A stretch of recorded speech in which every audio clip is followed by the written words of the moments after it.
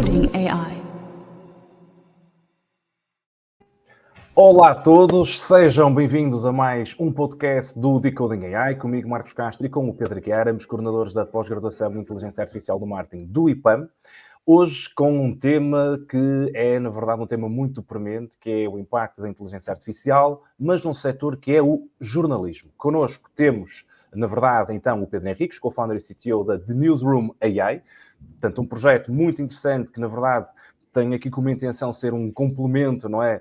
E um amplificador daquilo que é o trabalho do jornalista, mas nós sabemos que esta é uma área e um setor que nos últimos anos, não só anos, mas se calhar 20 anos, tem tido alguns desafios, até muito com, digamos, o nascimento do cidadão repórter e com aquilo que são, no fundo, as diferentes fontes de conteúdos que hoje são utilizadas para produzir notícias. Portanto, acho que é um tema de facto muito interessante. E, Pedro, seja muito bem-vindo e, portanto, se calhar, olha, passando aqui um bocadinho a bola para o teu lado, quem é que tu és e o que é que faz a The Newsroom? Ou seja, qual é então o problema que vocês vêm resolver, qual é a solução que vocês trazem para o mercado? Muito obrigado Marcos, obrigado Pedro pelo convite, em primeiro lugar. Então eu vou-vos dar uma pequena intro de mim, do meu background até chegar à Newsroom e depois como é que surgiu este projeto e o que é que nós estamos a desenvolver. E o projeto em si já tem tido algumas evoluções ao longo do tempo, que nós já operamos há 4 anos e meio, quase, um bocadinho acima de 4 anos. Mas então, eu sou o Pedro, eu sou originariamente do Porto, tenho uma formação académica em Economia no Porto, na FEP, e depois em Gestão na HEC em Paris, portanto, estudei depois em França, também sempre em Gestão, portanto, ainda na área de Economia e Gestão. O meu início de carreira foi em auditoria, que é um mundo que agora parece uma vida totalmente diferente da de hoje. Mas também depois está a ser fortemente impactado. Também está a ser fortemente impactado, sim. Não tenho entrado por aí em projetos empreendedores, mas também poderia ser uma opção. Eu depois do mestrado mudei completamente de carreira, portanto comecei-me a interessar muito inicialmente Data Analytics e depois fui rapidamente para Data Science. Comecei por trabalhar na PayPal, em Londres, onde no fundo era ainda uma função de finanças, portanto era Pricing Analyst, mas era uma nova equipa que estava a surgir. Eles precisavam de uma pessoa que trabalhasse mais com a parte de dados e eu estava super interessado no assunto. Portanto, foi por aí que comecei a aprender SQL, Python, etc., a desenvolver muito por aí e decidi mudar completamente de carreira para aí. E depois acabei por ir para LinkedIn, em Dublin, onde fui full-on Data Science, Inteligência Artificial, portanto, tanto em desenvolver alguns dos modelos internos da LinkedIn de AI, como fazer um bocadinho o que nós chamamos de Data-Driven Consulting, porque como a LinkedIn tem imensos dados de workforce, nós usávamos esses dados para fazer análise econométricas, dar advice a clientes e até a alguns governos em relação a dados de workforce, de labor e de econométricos. Pronto, tudo isso é a vida pré-The Newsroom. O que acontece é que enquanto eu estava em Dublin, a minha cofundadora Jenny estava também em Dublin na Google e nós tínhamos um interesse pessoal muito grande os dois em todo este tópico de informação, da desinformação, do jornalismo, etc. E também de como é que a tecnologia, qual era o papel da tecnologia no meio disso tudo, não é? A Jenny na Google muito a olhar a como é que a informação era monetizada, eu na LinkedIn muito a olhar a como é que a informação era partilhada, espalhava-se online, etc. E, portanto, foi uma paixão que veio muito como uma paixão pessoal ao início. Nós tivemos alguns projetos pessoais on the side enquanto estávamos a trabalhar neste assunto, mas nada muito sério. E depois onde isto decidimos dar o salto e dizer, ok, vamos, na verdade, dedicar muito a isto, foi em 2020, durante o Covid, quando penso que toda a gente poderá relate, havia muita polarização, muita desinformação, pronto, e um bocadinho o ecossistema de informação estava de alguma forma numa crise, eu diria, e nós decidimos, ok, vamos na verdade focar-nos completamente nisto, e foi nessa altura que os dois, primeiro eu, depois a Jenny juntou-se a mim, saímos dessas empresas e decidimos dedicar-nos 100% na The Newsroom. A The Newsroom, força Marcos, não sei se isso mesmo. Olha, eu só primeiro dizer, muito interessante que é, tu, portanto, acabas por começar na área da economia, mas depois vais para a área de data science, ou seja, eu acho que parece-me ser um perfil, não é, portanto, muito típico de alguém com uma abordagem muito hands-on, não é, que se adapta no fundo àquilo que o mercado pede e, portanto, continuamente itera e está a pivotar até encontrar o seu próprio market fit pessoal, não é? Tanto a sua solução como proposta pessoal para o mercado. Pronto. E depois realmente o facto de nós termos uma pandemia que para muitos na verdade foi uma ameaça, mas que para a Newsroom acaba por ser uma grande oportunidade, ou seja, que mesmo numa crise, digamos assim, as oportunidades também são possíveis de acontecer dependendo do ângulo para o qual nós olhamos para as mesmas. E portanto nasce então a The Newsroom. Sim, totalmente. E é um bocado como tu dizias no início, quer dizer, isto não foi também que no Covid é que começou, ou seja, já havia um historial grande em que esta como indústria estava um bocadinho em crise e ainda está, por vários motivos, também assinalaste alguns, mas no geral, em termos de modelo de negócio, tem sido uma indústria que tem estado a atravessar vários problemas e que precisa de alguma forma e tem tido várias mudanças para tentar enfrentar esses problemas. Eu acho que o Covid foi um acelerador, agora mais recentemente a IA generativa também tem sido um grande acelerador e depois também vamos falar um bocadinho sobre isso. Tem pontos negativos, claro, tem sempre oportunidades nestas coisas, não é? Ou seja, a informação é crítica para a sociedade, para a democracia, para tudo isso, portanto, não acredito que a informação e o ecossistema da informação vai acabar, mas claramente há mudanças que são precisas fazer. Portanto, aí surgem também oportunidades. Portanto, sou um jornalista ou sou um publisher, e como é que a Newsroom AI me vai ajudar a produzir mais valor, no fundo? Como é que vai ajudar a diferenciar, como tu dizes, num contexto e num setor que nós sabemos, eu diria que cada vez é mais competitivo, não é? E cada vez precisa encontrar formas de se reinventar. Exatamente. Então, nós o que é que fazemos neste momento com os jornalistas? E nós até como empresa começámos por trabalhar diretamente com os consumidores, mas eu se calhar agora vou-me focar no que temos feito nos últimos anos, que tem sido focado em trabalhar com redações e jornalistas diretamente. Nós ajudamos numa área principal e temos algumas áreas de investigação paralelas a essa. A área principal é em criar o que nós chamamos um radar de IA para os jornalistas, ou seja, ajudar os jornalistas em dois momentos. Um é identificar histórias sobre as quais vale a pena reportar e, segundo momento, uma vez que tenho uma história sobre a qual quero reportar, identificar ângulos diferentes que posso usar para falar sobre aquela história. E nós temos isto muito na gênese do que nós somos, que é uma das formas que nós achamos que é mais eficaz para combater a desinformação ou a polarização em particular é, na verdade, dar às pessoas um big picture do que é que se está a passar. Ou seja, muito o combater o lado da polarização, do bias, etc. Portanto, quais é que são os ângulos diferentes sobre o mesmo assunto, sobre os quais nós podemos reportar e como é que os podemos dar esse full picture aos leitores de uma forma easily digestible, portanto, que é fácil de digerir. Isso tem sido muito o nosso foco e, portanto, se tu és um jornalista, o que é que fazes? Imagina, Marcos, que tu és um jornalista que tens uma especialidade, que escreves especificamente em temas de clima.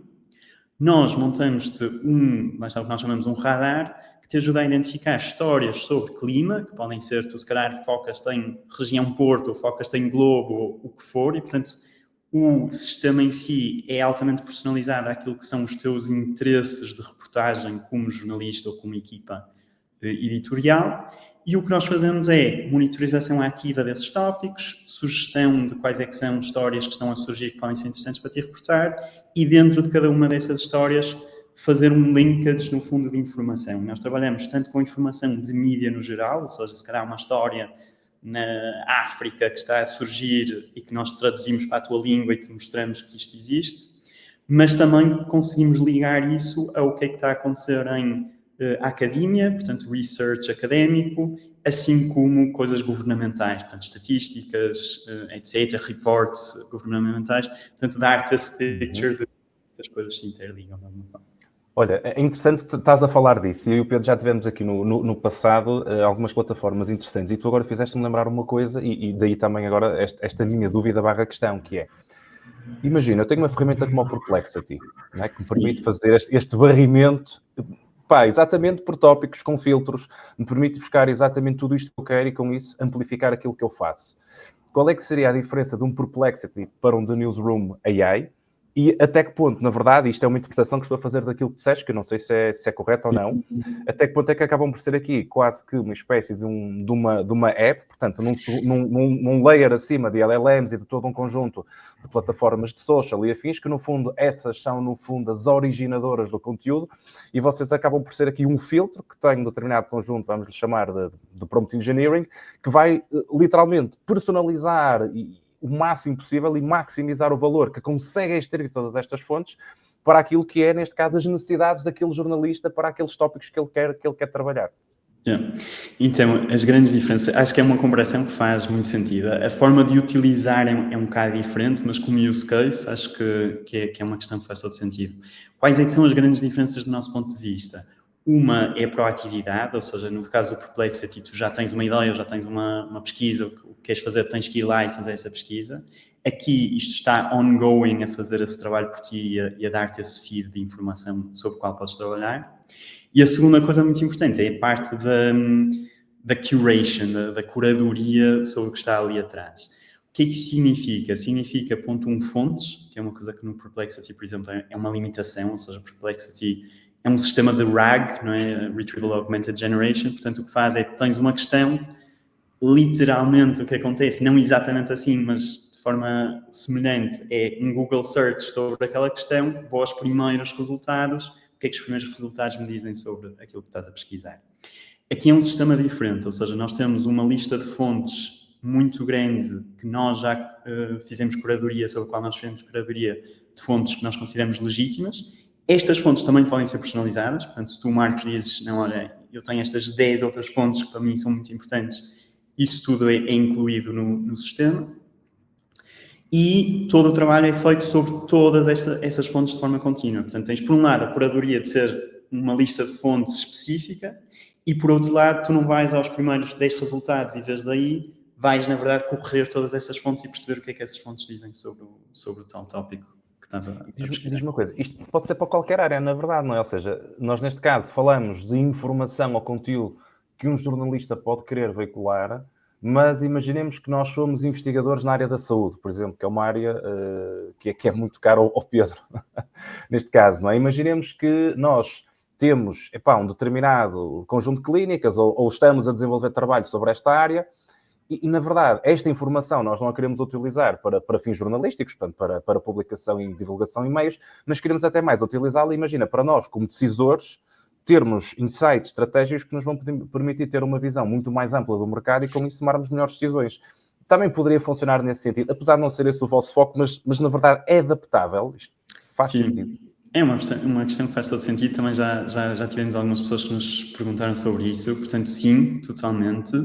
Eu diria duas coisas aí. Uma é, nós temos focado muito o nosso desenvolvimento em duas áreas críticas, uma é o clima e a outra é a geopolítica. Isto porque são duas áreas, do ponto de vista jornalístico, são áreas muito complexas. Sim.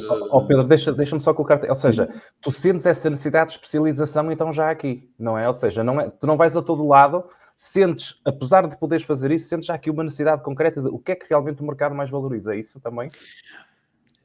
Eu diria que sim, vou-te explicar porquê. Porque nós trabalhamos com jornalistas e jornalistas precisam de ferramentas muito específicas e precisas. E, portanto, tu necessariamente, quando trabalhas com inteligência artificial, se queres ter um nível de precisão elevado... As fontes têm que ser reliable, não é? Claro tem que ser tudo reliable, E, portanto, dizias-me, eu quero usar isto com medicina, sei que não é o vosso foco, mas pronto, mas estou confortável com isso, sei que pode haver aqui coisas, totalmente pode ser adaptável de hoje para amanhã. Se me disseres, quero o mesmo nível de precisão, etc., que tens neste momento com clima e geopolítica, por exemplo, então é preciso um trabalho adicional para ser feito. E isso é o mesmo em qualquer sistema, diria eu. Pedro, tens aí um bocadinho o funcionamento em T, não é? Vocês vão um bocadinho, mas depois especializam-se numa determinada área, neste caso no clima e na geopolítica, que são duas áreas interessantes, não é? Não sei se são duas áreas hoje em dia com uma dinâmica. Esta questão da geopolítica, ultimamente temos deparado até esta questão dos próprios, esta questão com os materiais raros ou minerais raros, não é? Que tem essa influência interessante. E a questão do clima, que é nós já falamos aqui, que é uma das 3 formas que o ser humano criou de se autodestruir. Exato. Não é? E é curioso. E isto leva-me à pergunta que eu estava a pensar fazer-te, que é, como é que do outro lado, da parte do jornalista, o que eu vou dizer, eu vou generalizar, o que é um bocado perigoso, mas é só para passar a ideia, que é alguém que muitas vezes nós encaramos que vem da área mais das humanidades, portanto, menos da ciência, menos dos dados, e à partida a mim parece-me feliz, não é? Esta articulação, mas como é que do outro lado, alguém que tenha um bocadinho essa questão de vir mais de uma área, eu vou dizer menos científica, apesar de nós, porque eu acho que dizer que é uma área menos científica é um aspecto positivo para as humanidades, que isso não temos que resumir tudo à ciência. Sim. Quando falamos das ciências humanas, ok, mas também as humanidades acho que têm que ter um papel importante por elas próprias.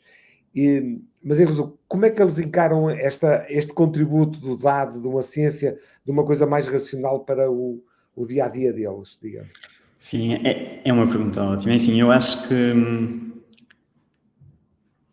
há duas coisas, ou seja, no geral é uma indústria onde nós vemos bastante ceticismo em relação à IA no geral, como um todo, não é? E que faz sentido para mim, porque por um lado sabemos que várias áreas podem estar afetadas, tanto do ponto de vista de perdas de trabalho, etc., mas também do ponto de vista de jornalismo. Existem muitas aplicações de IA que são nocivas a este ecossistema de informação, não é? Portanto, produzir desinformação.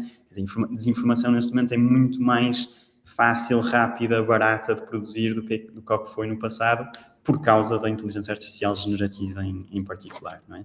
E, portanto, isto claramente nos jornalistas cria, já desde si, e nós sentimos muito isso mesmo nas conversas, e nós também damos cursos a jornalistas, portanto, inteligência artificial para jornalistas, para perceber os conceitos e mesmo a aplicabilidade. E nós sentimos que já há, do ponto de partida, uma associação negativa em relação à IA, porque está muito associada a esta componente da desinformação, etc. E depois também às perdas de trabalho, o que é que isto vai influenciar sobre a indústria, etc. Deixa-me só, Pedro. Avança, vai lá. Só reforçar é o que nós estamos a viver nestes últimos tempos, com esta questão agora das notícias da Rússia, não é? Que gasta não sei quantos milhares de milhões de dólares só para contra-informação, portanto, e é geopolítica, portanto, entronca naquilo que é um dos vossos segmentos. Portanto, a Rússia está efetivamente a utilizar de propósito, não diria só a inteligência artificial, mas esta transição digital em termos gerais, para criar de propósito mais notícias, mais informações, não é? Totalmente.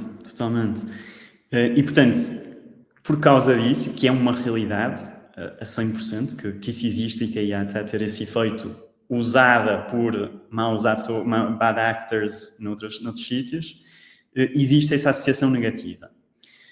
E, portanto, há este ponto de partida que é um bocado complicado quando fazemos essa conversa com os jornalistas.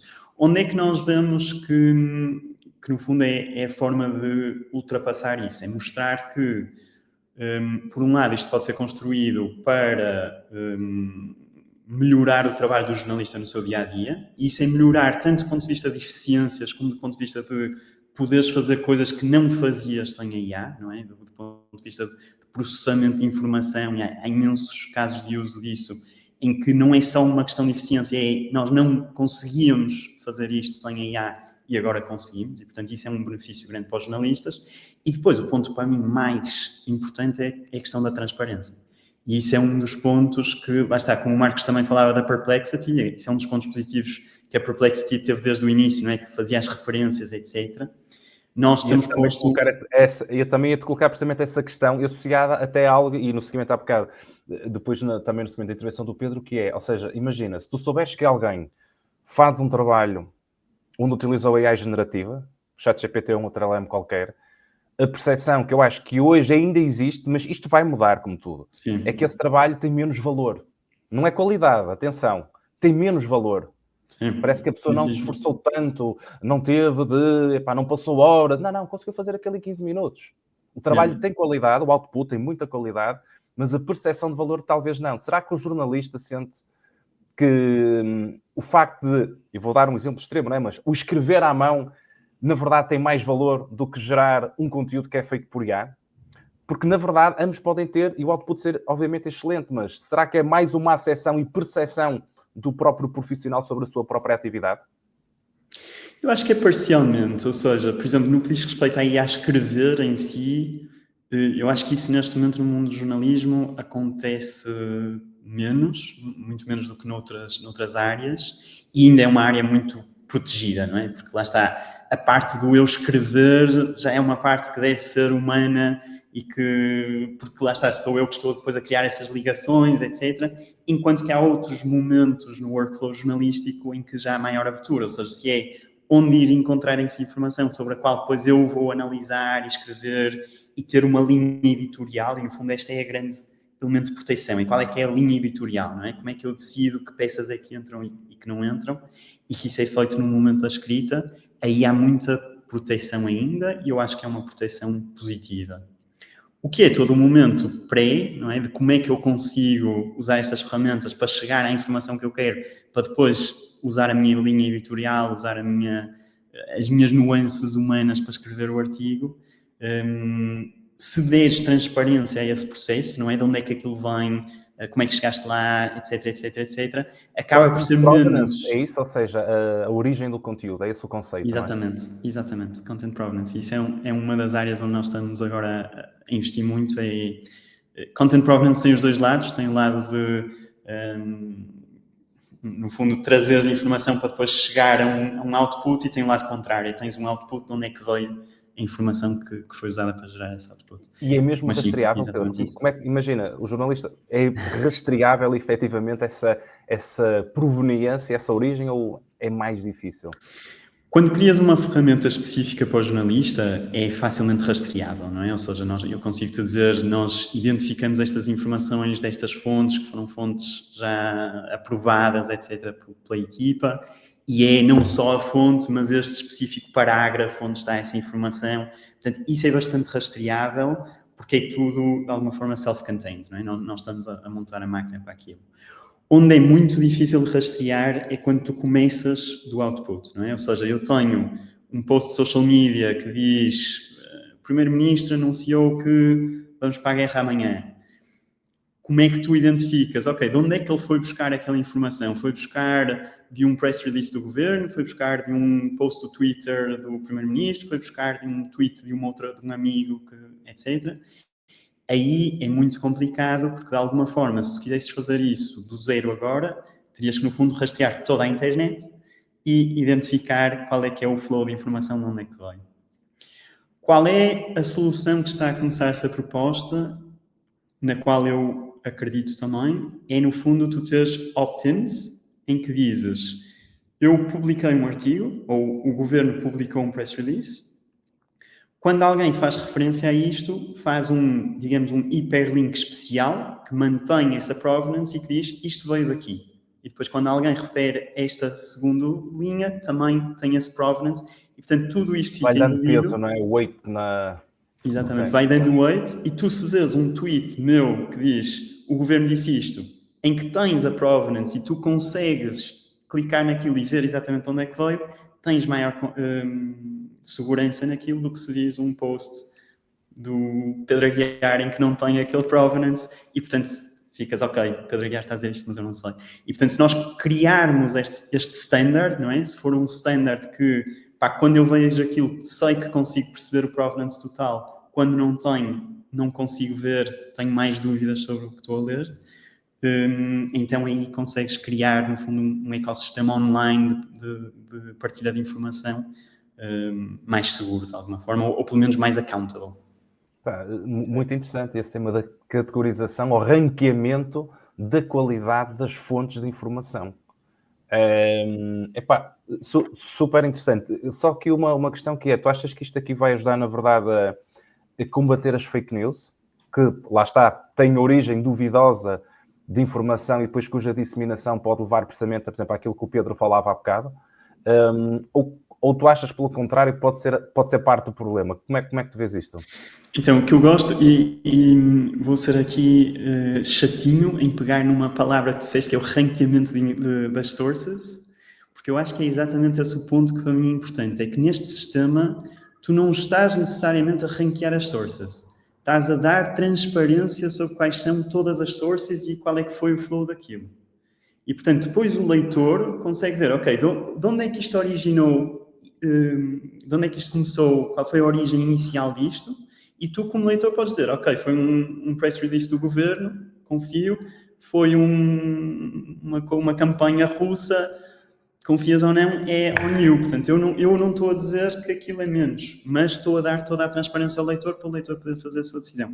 E do meu ponto de vista, isto é super importante. Quase uma espécie de blockchain, onde tu consegues descentralizar e perceber, e depois tu próprio, como consumidor, é que dizes o que é que para ti é ou não relevante, não é? Exatamente. Isto é importante porque senão acabas por ser ou tentar te posicionar como Guardian of Truth, e isso vai sempre gerar muita polarização sobre o que é legítimo, o que é que não é, etc. Top. Certo, isto é muito interessante, e até eu estava-me a lembrar de um dos dados que ultimamente mais admiração até me provocou foi a questão de que o vocabulário, acho que já falamos isto até, Marcos, aqui, o vocabulário, a utilização do vocabulário nos últimos 20 ou 30 anos tinha vindo a diminuir, e pela primeira vez em 2024 nota-se, digamos, uma inversão na utilização do vocabulário. Okay.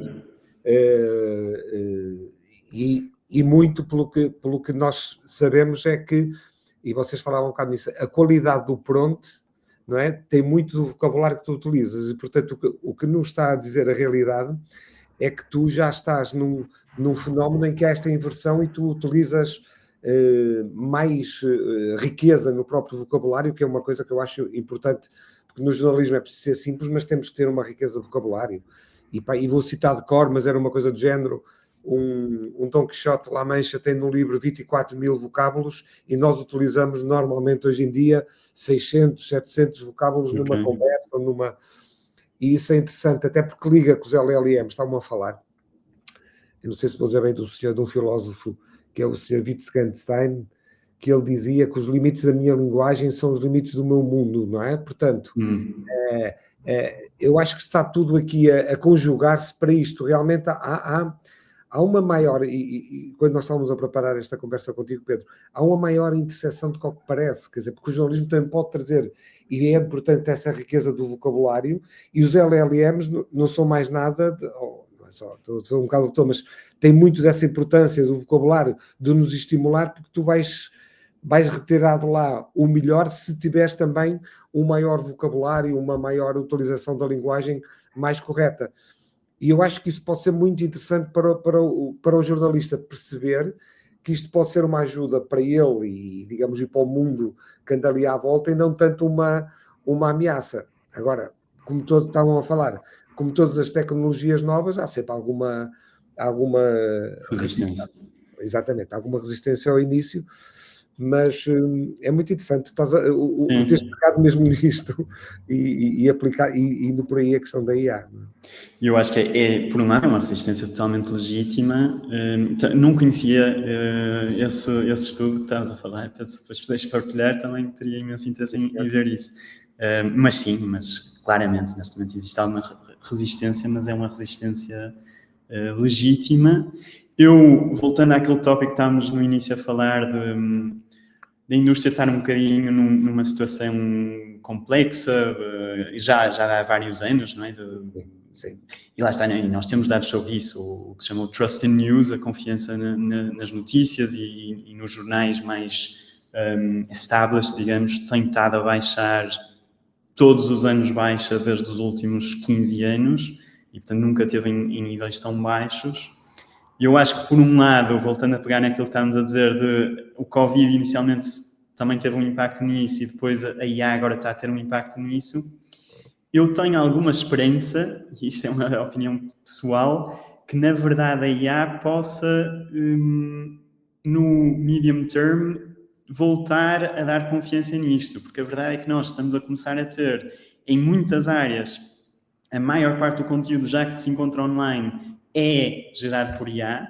Como dizíamos antes, a desinformação está a ser cada vez mais fácil, mais barata de criar, e portanto estamos a começar a chegar a um ponto em que o consumir informação e notícias só olhando a social media, etc., se está a tornar completamente impossível, e eu acho que quase toda a gente como indivíduo está a começar a sentir isso, que não consigo navegar sobre isto e portanto tenho que voltar ao que era antes, que era criar a minha própria lista de fontes em que eu confio e ir a essas fontes como, de alguma forma, onde está a autoridade. Essas fontes não precisam de ser claramente mídia tradicional, pode ser também um Citizen Reporter, etc. Mas eu acho que estamos a começar, não é? Enquanto há 5 anos acontecia muito, li isto, onde é que leste? Na internet. Agora já não é na internet, e toda a internet é fiável da mesma forma. Agora isso já não acontece, já as pessoas começam a dizer, não, eu li isto aqui, eu li desta pessoa que partilhou, e eu acho que a IA também está a começar a acelerar um bocadinho isso. Percebemos que a internet não é toda igual e há muito conteúdo mau, e portanto deixa-nos, na verdade, analisar onde é que são esses pockets de qualidade, e do meu ponto de vista isso pode beneficiar muito o jornalismo em si, de te posicionares como nós somos, onde há um pocket de qualidade, onde podes vir para confiar na informação. Sem dúvida. Tu agora estavas a falar nisso e do tema da confiança, e o Pedro há bocado falava de bons inputs. Falamos isso com o Bruno Melo, creio, no Money Content. Bons inputs trazem bons outputs. E falavas agora na perspectiva da confiança, Pedro.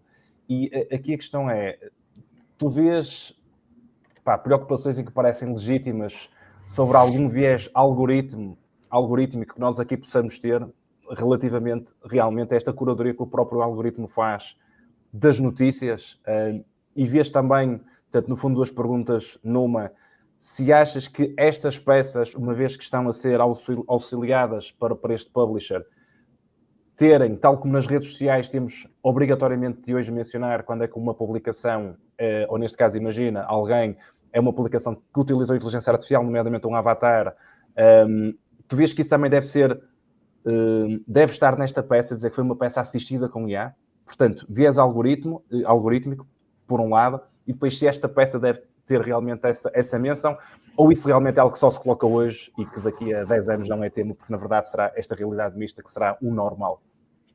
Então, 2 questões grandes em si, cada uma individualmente. Portanto, vou começar pelo viés. É assim, se já existe viés e tradicional, e mesmo podemos não falar da IA generativa, não é? O que tínhamos antes da IA generativa, todos os modelos vou ao meu feed de social media e tenho um ranking dos posts, tudo isso já era curado por IA, não é? Não era IA generativo, mas era de personalização. Eu diria, primeiro ponto, existe sempre viés em qualquer sistema de inteligência artificial, que é sempre um sistema estatístico, portanto tem sempre a ver com os dados que foram usados para o treinar e com a forma como os humanos decidiram, no fundo, criar a lógica para aquele sistema. Existe claramente já vários estudos no que diz respeito, por exemplo, a feeds de social media que mostram que, em muitos casos, posts que sejam mais sensacionalistas de alguma forma tendem a criar mais noise, portanto, mais likes, mais comentários, mais reposts, etc. E sabemos que essas são algumas dos critérios pelos quais as plataformas de social media prioritizam alguns posts em relação a outros. E, portanto, existe este conhecimento de que, de forma indireta, não é queremos promover sensacionalismo, vamos para este acima, mas de forma indireta acaba por haver um incentivo para promover informações que acabam por ser mais sensacionalistas, pelo tipo de linguagem que usam, o tipo de tópicos, etc. E, portanto, isso é uma coisa que nós sabemos do research que acontecia. O que é que tu podes fazer, não é, quando há enviesamentos? Tem tudo a ver com que dados é que usas para treinar os modelos. E, portanto, uma coisa, por exemplo, que nós pusemos um grande foco quando estávamos a criar estes modelos, porque eram modelos para jornalismo focados para esse use case, foi como é que nós podemos balancear os dados da melhor forma possível. Isso significava para nós usar fontes de vários nuances políticas diferentes, não é? Que tendem a ter um posicionamento mais à direita, mais à esquerda, etc. Implica também usar dados de vários países diferentes para não teres um bias demasiado western ou ocidental ou não ocidental, etc. E, portanto, tudo isso tem a ver com como é que tu fazes a curadoria dos dados que usas para treinar os teus modelos. Claramente que os LLMs que existem hoje também têm biases, porque foram treinados na internet ou num subset da internet que tem os seus biases associados. E, portanto, nós vemos isso, vemos que os LLMs mais western têm um bias grande sobre a língua inglesa e, portanto, mais western. No outro dia tivemos o tema do DeepSeek, não é? Que lhe perguntavam o que é que tinha acontecido na Praça Tiananmen e aquilo não dava qualquer tipo de feedback. Aí que já há uma narrativa conforme realmente a origem e o treino que completa a dizer do LLM, exatamente. Exatamente, e portanto depois aí também é debatível, não é, o que é random no sentido de que foram os dados que havia e os dados tinham bias, e o que é posicionado para nós queremos que ele tenha um bias desta forma ou da outra. Mas tem sempre tudo a ver com os dados que usamos para os treinar. A mesma coisa, um exemplo básico, não é? É que agora os modelos já têm melhorado muito em relação ao português de Portugal, mas ao início eram muito português do Brasil. Isso também é um bias, não é? Há muitos mais dados de português do Brasil que português de Portugal. Portanto, é natural que o modelo se vá adaptar mais a isso, aonde foi treinado mais.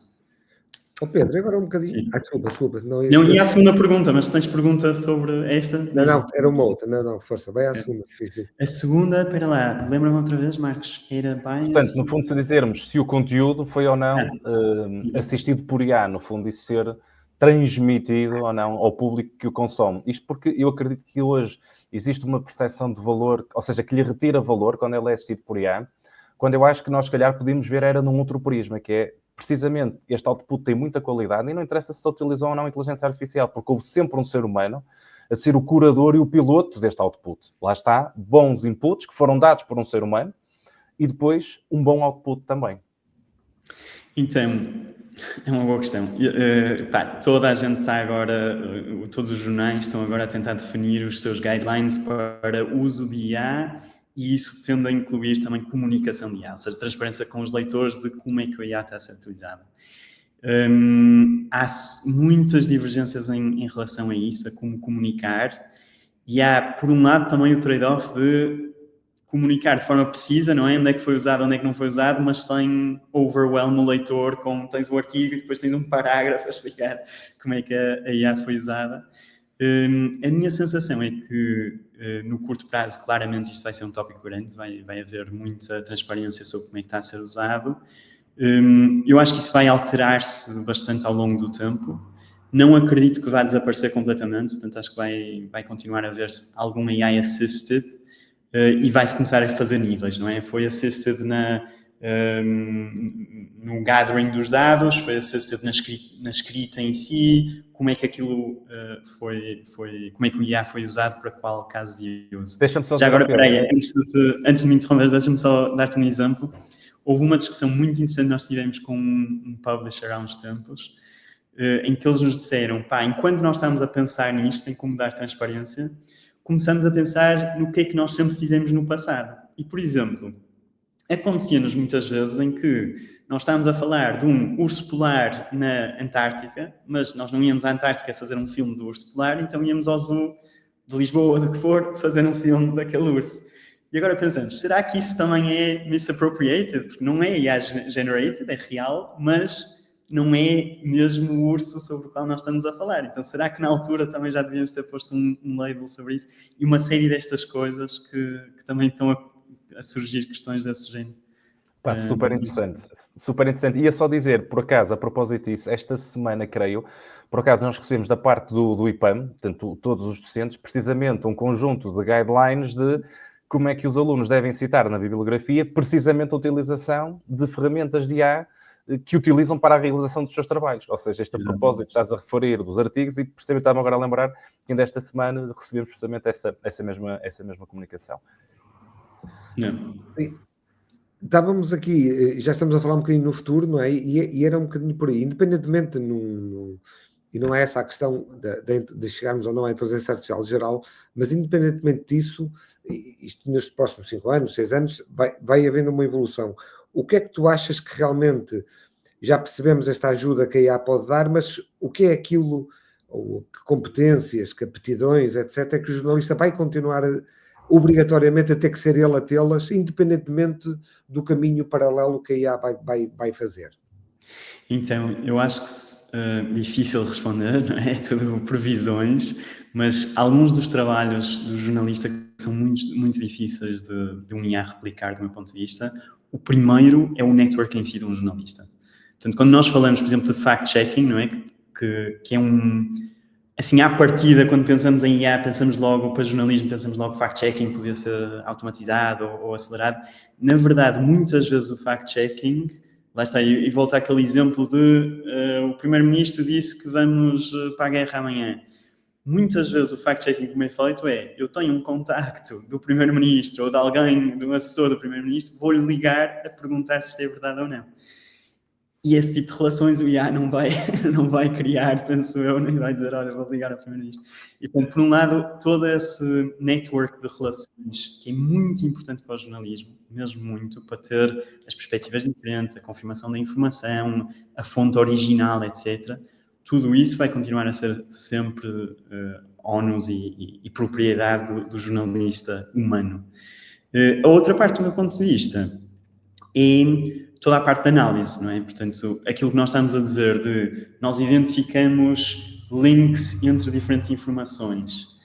Há muito nível de interpretação, há muito nível de qual é a linha editorial, como é que nós nos queremos posicionar. Há várias formas de contar a mesma história, não é? E, portanto, o IA pode decidir uma forma de a contar, e tudo bem, mas, na verdade, o que diferencia um órgão de informação, para pôr a coisa de forma mais lata, do outro, é qual é que é a linha editorial que tu decides tomar, quão consistente és nessa linha editorial, quais é que são as opções que tomas no dia-a-dia. Isto são opções que são tomadas várias vezes ao longo do dia. E, portanto, tudo isso eu acho que vai continuar, sem dúvida, mesmo long-term AGI a ser uma diferenciação humana. Sem dúvida, e mais uma vez eu e o Marcos já tivemos aqui alguns convidados e falamos nisso, portanto, toda esta parte da neurociência que é o que tu estás a referir, não é? Toda esta parte que mais ligada com a questão das relações, das emoções, etc., é impossível, ou das opções, não é? Que são tomadas, ou é impossível, quer dizer, é melhor que continuemos a contar com os jornalistas, e é muito curioso, eu sigo não sei se o Scott Galloway, que é um professor da Universidade de Nova Iorque, nem sempre estou de acordo com ele, mas ele tem pelo menos ideias muito fora da caixa. E uma das coisas dos últimos posts que ele colocou é muito curioso, e estava a ligar com o Pedro disse agora da questão das conexões, não é? Uhum. Ele dizia que agora anda a visitar as universidades americanas porque tem os filhos que vão entrar agora na universidade. E ele dizia, se eles gostarem e forem bons em ciências da computação ou biologia, eu não tenho dúvidas, dedica-te a isso. Se não, o que é que ele disse? Se não, o mais importante é eles criarem relações, porque eu dei o exemplo no Google, sempre que abre uma vaga de emprego no Google, nos primeiros minutos aparecem 200 currículos, não é? Mas depois vamos ver, e quem entra é alguém que tem alguém conhecido no Google que depois vai dizer, olha, este meu amigo. Portanto, a maior parte das pessoas que entram no Google já é pela rede que eles têm. Sim. Não é? Eu faço ideia. Se aquilo nos primeiros minutos eles devem receber milhares de currículos. Já tivemos aqui também um convidado que já trabalha muito bem já esta área da inteligência artificial, nesta área da seleção, etc. Mas não há dúvida que esta relação, essas conexões continuam a valer ao longo da nossa vida, não é? E isso é muito importante termos esta consciência. Claro que sim. A não ser que, e agora no modo que é extrema, depois nós vamos ter todos nós os nossos próprios agentes da AI, e os nossos agentes da AI é que têm de estar, eles próprios é que vão ter um bom networking entre esses diferentes agentes. Há bocado falávamos de ligar para o primeiro-ministro. Não, o agente da AI do primeiro-ministro é que tem que ter boas relações com o agente da AI dos jornalistas, não é?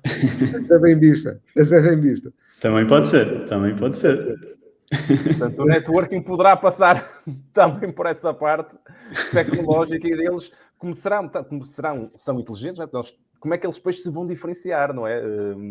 Mas pronto, isso já será que... Exatamente, pois é esse o ponto, lá está, o da linha editorial, etc., que se pode expandir para outras formas de pensar nisso, sim, também. Apesar que é curioso, e isso vai acontecer, apesar que há aqui uma distinção que eu tenho lido entre relações e conexões, não é? Portanto, nós hoje estamos numa área digital onde falamos em conexões, mas eu que sou o mais velho dos três, nomeadamente, eu venho de uma altura que as relações significam uma coisa, não é? E nós hoje temos muitas conexões, mas realmente, sei lá, se eu perguntar ao Marcos, mas tu no limite, o que é que é exemplo do LinkedIn, sim, exatamente. O LinkedIn acho que é um bom exemplo disso. Exatamente. E realmente nós hoje estamos num paradigma mais de conexões, e bem, mas as relações, que são aquelas mais fortes, mais emocionais e tal, essas que estão e são estruturais, e aí o jornalista seguramente que estarão, não é? Também, as duas. Exatamente, as duas, exatamente. E diz-me aqui uma coisa, Pedro, tu achas que estamos aqui a caminho então de um jornalismo que é menos reativo e que pode ser então muito mais, se calhar, profundo, com muitos mais layers? Ou seja, na verdade, eu agora estou a lembrar de um filme que vi recentemente com a Kate Winslet, daquela fotojornalista de guerra, que na Segunda Guerra Mundial ficou muito conhecida por estar uma fotografia na banheira onde o Hitler vivia. Se calhar ele não precisa propriamente de ir para lá para captar exatamente essa imagem e estar na linha da frente, mas será que estas ferramentas permitem-lhe então dar acesso a um jornalismo, lá está, com muito mais qualidade, olhando de facto por esta perspectiva e não por a perspectiva de que vai substituir, não. Mas será que pode realmente dar um jornalismo com muito mais qualidade? Porque, mais uma vez, quem é competente, quem gosta do seu trabalho, quem faz bem o seu trabalho, quem quer fazer bem o seu trabalho, tem aqui, lá está, uma ferramenta que vai permitir fazê-lo, esse trabalho ainda melhor, muito melhor do que aqueles que, na verdade, mais uma vez, e é algo que temos falado muito, quem é medíocre, a probabilidade de continuar a ser medíocre e ainda ser mais medíocre é maior, porque eu creio que estas ferramentas podem até levar a uma laziness das pessoas, uma preguiça natural de que a ferramenta vai fazer por mim. Então, eu acho que sim, e um bocado que eu estava a dizer há bocado por um lado, a IA pode ser benéfica para voltar a trazer esse trust, vai um bocado por esse caminho, ou seja, uma subsecção do jornalismo tem vindo a especializar-se muito naquilo que tu dizias, que é a reatividade e quase a competição por ser o mais rápido a reportar numa coisa. E eu acho que essa corrida está um bocado perdida com o IA, não é? Portanto, o IA vai conseguir chegar mais rápido a reportar numa série dessas coisas. O foco terá de ser outro. E, portanto, o foco e a diferenciação vai ter que ser outra necessariamente. E, portanto, a diferenciação, no meu ponto de vista, vai ter que ser aquilo que eu dizia antes, que é um bocado sair fora do noise, não é? Portanto, há muito barulho aqui a acontecer, como é que tu sais fora? Tens que sair fora com dizer uma coisa diferente e dizer uma coisa com qualidade, não é? Seres um trusted partner que te diz uma coisa que tu não estás a ver noutros sítios e na qual podes confiar. Portanto, do meu ponto de vista, sim, vai ter que ser esse o elemento de diferenciação e, portanto, vai ter que ser esse o caminho que já é de uma secção grande de jornalismo, mas que vai ter que ser de todo o jornalismo. Pedro, e achas que isso vai ajudar aqui hoje o jornalismo está entregue a grandes grupos, que pequenos grupos vão hoje ser mais competitivos precisamente por essa ajuda? Também acredito que sim. Isso já tem sido uma tendência, não é? Até antes da IA generativa. Lá está, como estávamos a dizer, o cidadão reporter. Isso tem-se desenvolvido muito e, do meu ponto de vista, com a IA, dá-te ferramentas para tu, como uma pessoa, uma equipa pequena, conseguires fazer coisas muito mais semelhantes ao que uma equipa muito maior ou uma empresa muito maior consegue fazer. Portanto, acredito totalmente que sim, que facilite isso. Como estava a dizer antes, também acredito que vai criar muita noise, muitos mais citizen reporters que são mais lazy, como dizia o Marcos, e que só usam a IA, faz o trabalho por mim e eu depois dou a cara. E, portanto, vais ter que ter formas de sair do meio dessa noise e, portanto, vais ter que ter a consistência, aquilo que dizíamos antes, uma linha editorial consistente, qualidade consistente, etc, etc, etc. Mas tens ferramentas agora para poder, como uma equipa pequena, acompanhar de forma muito mais eficaz empresas grandes, equipas grandes, sim. Boa. Olha, Pedro, na Newsroom AI, vocês estão a trabalhar com que tipo de clientes? Estávamos agora a falar, por exemplo, aqui destes pequenos grupos. Grandes grupos, pequenos grupos, Portugal, estrangeiro. Portanto, como é que no fundo está a ser esta adoção no mercado concreta e qual é que é o futuro? Ou seja, quais é que são os próximos passos? Então, nós neste momento estamos a trabalhar só fora de Portugal, principalmente no Reino Unido. Aqueles que são os nossos clientes atuais neste momento... Estás a rir, Marcos, depois? Acho parece-me que faz sentido, ou seja, é normal que a curva de adoção possa ser diferente em diferentes mercados, não é? Temos visto isso noutros projetos, normalmente, e eu acho que infelizmente nem sempre em Portugal nós temos a mesma, ou seja, a mesma velocidade a pelo menos experimentar e testar novas abordagens. Portanto, quando tu dizes não temos clientes em Portugal, eu digo, por exemplo, nós na Fulvénio, ou seja, algumas vezes, e numa boa... lá fora, em determinados mercados, pode até ser por uma questão de literacia digital, maturidade digital, entre muitas outras, até pode ser mais simples do que muitas vezes em Portugal, por diversos motivos, porque as empresas lá não estão capacitadas, não têm recursos humanos suficientes, pronto, por um conjunto de motivos. E depois há aqui um motivo que é muito óbvio, não é? Que é a dimensão do mercado. E aí não há... Pronto, aí não há nada a fazer, não é? Então, aquela que tem sido a nossa experiência é os clientes que estão mais disponíveis exatamente ao que tu dizes de inovação são fora de Portugal e clientes de dimensão média, ou seja, não os mais pequenos, menos de 5, 10 pessoas, não é? Que também não têm a capacidade para investir, que tu tens sempre que investir algum tempo em ter uma ferramenta nova, não é? Portanto, também não têm essa capacidade, são equipas um bocadinho maiores, mas também não são as empresas maiores de mídia neste momento. Portanto, os clientes principais são esses, são medium size, fora de Portugal, principalmente no Reino Unido. Há vários clientes, e surpreendentemente mesmo clientes bastante grandes a nível europeu ou global, que fora de Portugal, mais uma vez, que têm interesse em usar estas ferramentas e, portanto, com os quais nós estamos a ter conversas, mas que todo o processo de decisão demora muito mais tempo e, portanto, são processos que às vezes nós já estamos a ter há um ano ou há vários meses, porque, particularmente no que diz respeito à inteligência artificial dentro dos mídias, como eu dizia antes, ainda há muito... temos que criar as guidelines, temos de definir bem o que é que podemos usar, em que circunstâncias é que podemos usar, como é que podemos ter ownership sobre quem na equipa é que está a usar o quê, etc. E, portanto, é um processo um bocadinho mais lento, mas eu diria que há bastante abertura para fazer esse processo. Portanto, é interessante. Olha, imagina que nós temos alguém que diz, eu quero ser jornalista. Tu, que estás, no fundo, no setor, o que é que tu sugerias? Este jovem de 18 anos quer seguir esta carreira. O que é que tu lhe sugerias? Sinceramente, um bocado um mix de várias coisas que fomos falando aqui antes. Ou seja, por um lado dizer, é uma indústria complicada neste momento, e portanto é bom também ter essa consciência, mas como todas as indústrias quando estão em transformação, também existem oportunidades grandes por causa disso. Eu, do meu ponto de vista, um bocadinho biased, acho que, na verdade, ter um conhecimento grande de IA neste momento pode ser uma mais-valia muito grande para alguém a começar no mundo do jornalismo, porque eu acho que a IA vai mudar muito o trabalho do jornalista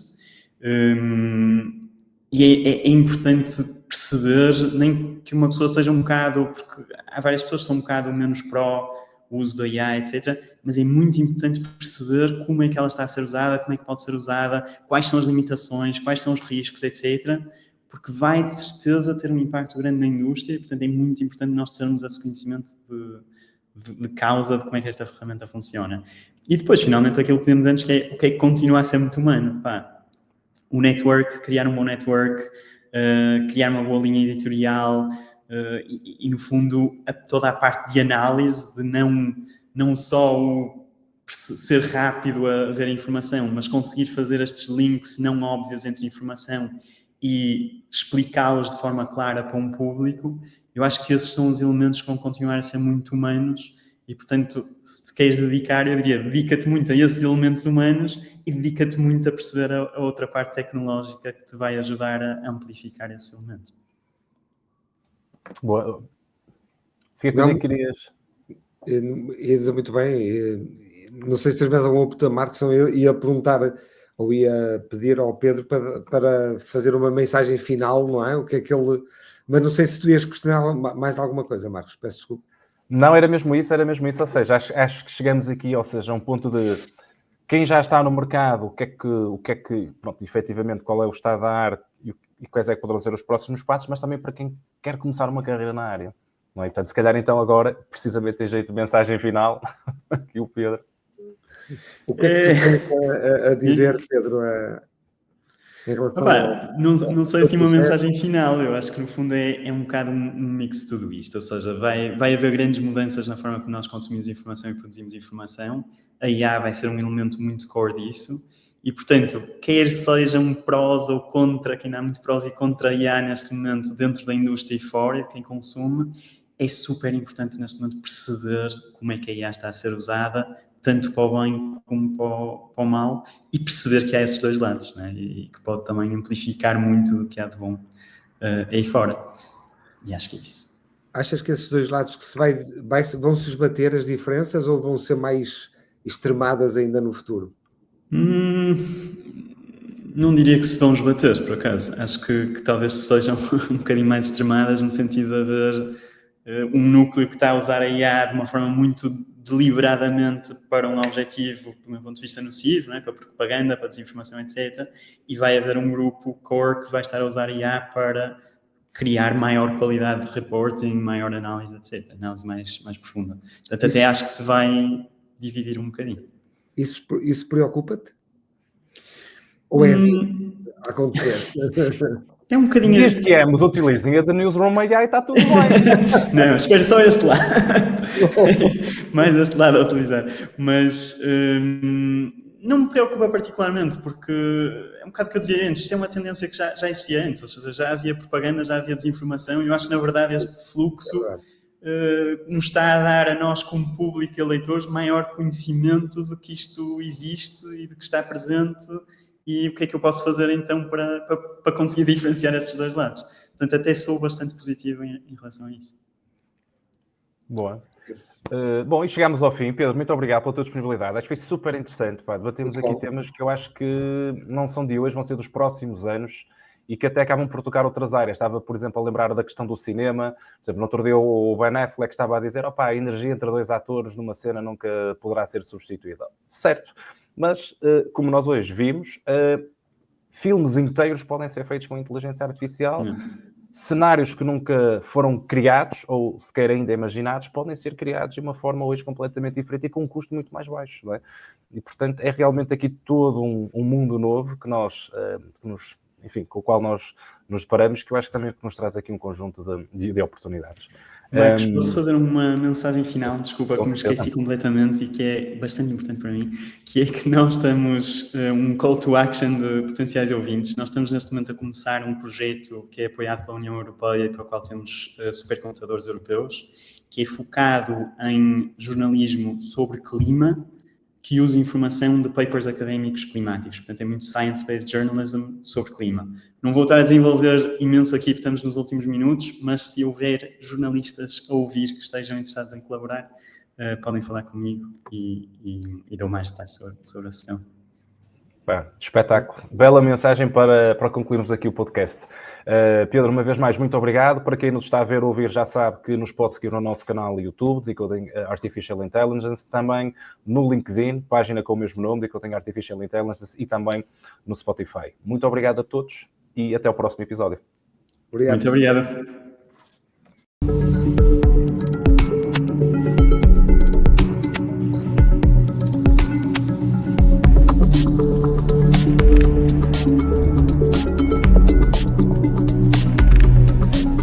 Decoding